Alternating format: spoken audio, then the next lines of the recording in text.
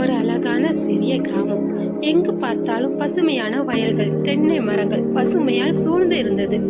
அந்த கிராமத்தில் ஒரு சின்ன சிறுமி வாழ்ந்து வந்தாள். அவள் பெயர் மீனா. அவள் எப்போதும் சிரித்து கொண்டே இருப்பாள். ஒரு நாள் காலையில் பாடல் பாடிக்கொண்டு மீனா ஆலமரத்திற்கு சென்றாள்.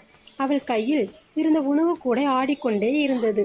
அந்த நேரம் திடீரென ஒரு குரல் கேட்டது. மீனா ஆச்சரியமாக சுற்றி பார்த்தாள். மரத்தின் கிளையில் ஒரு அழகான பச்சை கிளி ஒன்று இருந்தது. அது பேச ஆரம்பித்தது. பயப்படாத மீனா, நான் பேசக்கூடிய கிளி என்றது. மீனா சிரித்தாள். அதற்கு பழம் ஒன்றை பரிசாக கொடுத்தாள். பதிலுக்கு அந்த கிளி நன்றி என்று கூறியது. அந்த நிமிஷத்திலிருந்து இருவரும் நல்ல நண்பர்கள் ஆனார்கள்.